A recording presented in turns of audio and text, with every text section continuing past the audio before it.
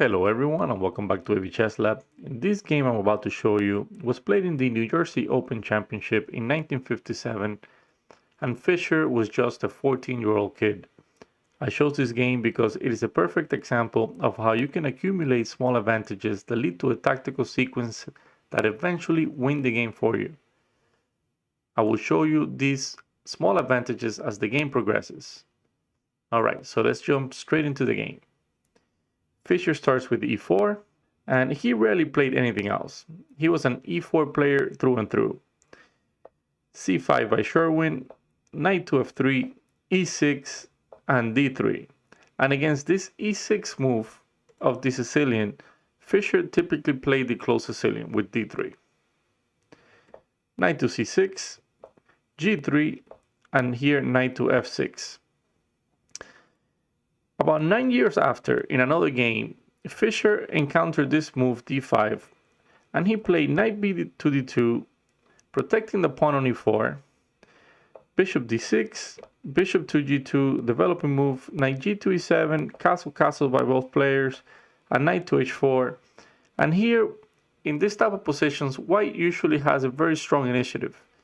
He wants to go for some f4, come back with the knight to f3, play c3, and because of the strong center and the more advanced pawns on the king side, usually white does very well. But okay, coming back into our game, knight to f6 was played, bishop to g2, bishop e7, castles, and in this type of structures, like I mentioned earlier, usually black wants to strike in the center with d5. Knight b to d2 by Fischer, anticipating any d5 that could come in the future, and here Sherwin played this move to b8. And the story goes that Sherwin slit the rook here with his pinky. I guess he had no idea he was playing a future world champion. Fischer played rook to e1, d6, c3, and b6. This is a weird move.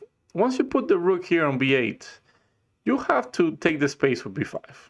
If b5, then you go d4, c takes d4, c takes d4, but after a move like d5, there's complete equality, and with this very strong grip on the square on c4 by these two pawns, black's just doing fine.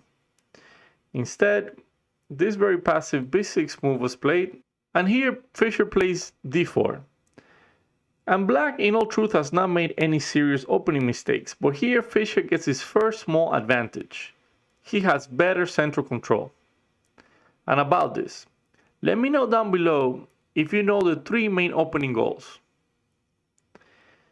Alright, so after d4, Sherwin continues with queen to c7. And this move is bad, in the sense that it leads to a lot of trouble.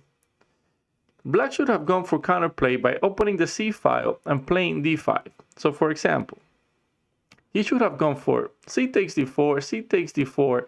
Now the c file is open, so he can potentially go bishop e7, rook c8, and play some d5 as well. This would have given him more equality than what he got in the game. After the move, queen to c7, he gets into a lot of trouble after this e5. Knight to d5 is played. Had he gone for knight to d7, this loses after e takes d6, bishop takes d6, knight to e4, c takes on d4, the knight takes on e5, queen takes on e5, and after bishop to f4, hitting the queen and hitting the rook, e5, Fischer would have sacrificed his knight on e5, knight takes on e5, and after pawn takes pawn on d4, the knight is pinned, and you have won a pawn, and because you also had the bishop pair, this is just a decisive advantage for white. So returning to the game, after e5, knight to d5 is played, e takes d6, bishop takes on d6, and here Fischer played knight to e4. And with this move, Fischer secures yet another small advantage, since he will now have the bishop pair as well. Let me know down below if you think having the bishop pair really means that much, or is it just a symbolic advantage. In the game, c4 was played, and this move is necessary. If instead of this c4, if you go for bishop to e7, for example, then after c4 by white, the knight retreats to f6, Here you can play this move bishop to f4, and there's nothing you can do about losing the exchange. Another move that can be played instead of c4 is to go for c takes on d4. But here against this runs into knight takes on d6, queen takes on d6, c4, the key move, knight to f6, and again bishop to f4, and there's nothing black can do to stop white from taking advantage by winning the exchange. So returning to the game after c4, Fischer takes the bishop pair with knight takes d6. So first we took the center. Now we have the bishop pair. Let's see if Fischer is able to net yet another small advantage before striking. Queen takes on d6, knight to g5, knight c to e7, and this move is a mistake. Now white can start creating weaknesses around the black king. Remember, every time you move a pawn, especially on the side where your castle, this creates a hook or a target for an attack. So because of this, Fischer goes for queen to c2 here, just threatening checkmate in one move with queen takes on h7. In the game, knight takes on g6 was played, but other moves also failed because of what I just mentioned before. Every time you move a pawn, you create weaknesses behind them. So if instead of knight to g6, if f5 would have been played, this nets a pawn after the move queen to e2, and there's nothing you can do about protecting the pawn on e6, highlighting the weaknesses created by pushing this pawn forward to f5. Another move that could have been played after queen to c2 was to go simply for g6, but now look at these two squares on h6 and f6. They're just weak dark squares, and because you no longer have that dark square bishop, these weaknesses are even more prominent. So alright, back to the game. Knight g6 was played, but in hindsight, if Sherwin had anticipated what Fischer was about to play in the next few moves, maybe he would have gone for the g6 move anyways. h4 by Fischer, he simply wants to go h5, kicking the knight back and threatening checkmate on h7. And here Sherwin goes for knight to f6. And this move prevents h5 from happening since the knight is covering the square. And it also protects the square on h7. When you have a positionally superior game, taxes just seem to always be there. To recap, Fischer built on three small advantages. Those were, he took the center, he then won the bishop pair, and finally he was able to set up this queen to c2, attacking on h7, creating weaknesses. And now that he has accomplished this, it is time for Fischer to strike. And in this position, Fischer found a beautiful, gorgeous move. If you want to try to play like Fischer, you can go ahead and pause the video now, as I will give you a couple of seconds for you to try this. Alright, if you found knight takes on h7, congratulations. And just when everything seemed like it was under control, this shocker appears on the board for Sherwin. He has to go for knight takes on h7. If king takes on h7 instead, then this runs into bishop to f4, taking advantage of the fact that the knight is pinned to the queen and you're simply going to win the exchange on b8. So knight takes on h7 has to be played. There's no other move. And here Fischer continues with the move h5. And knight to h4 is played. And this is the only chance to keep fighting. Notice that after h5, if you decide to go knight to e7, this loses the exchange to bishop f4. So because of this, you have to go knight to h4.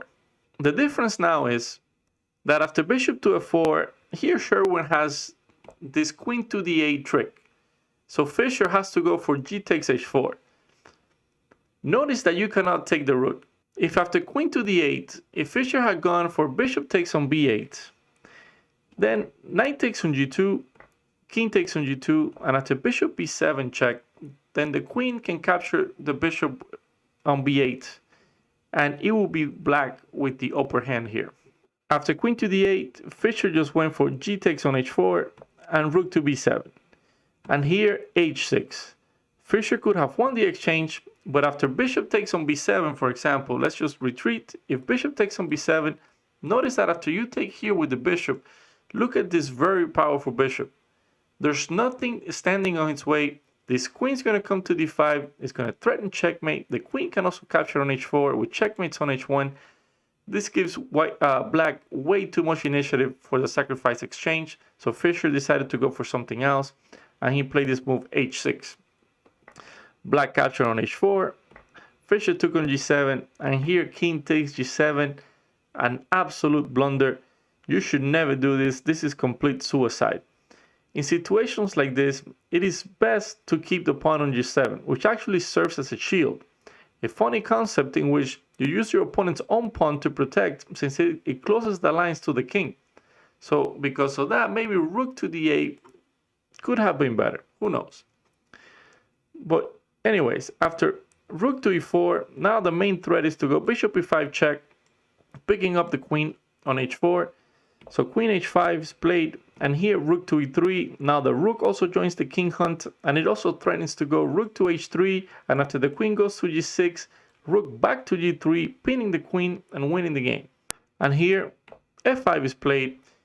Black is simply closing the diagonal, blocking the queen from the attack on h7, but this also now creates new weaknesses in the black camp. Notice that now f7 and f6 and g6 are even more weak than before. So now Fischer goes for rook to h3, queen to e8, and bishop to e5 check. The only move here to continue the game is to go knight to f6. If king to g8 instead, this runs into a beautiful checkmate. After rook to g3, king f7, rook g7 is checkmate.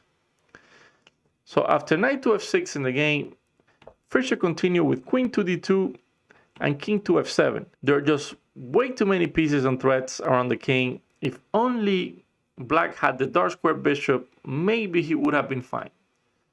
But here, queen g5 by Fischer, the game is almost over. After queen to e7, this loses tactically to bishop takes on f6, queen takes on f6, rook h7 check, king e8, and queen takes on f6.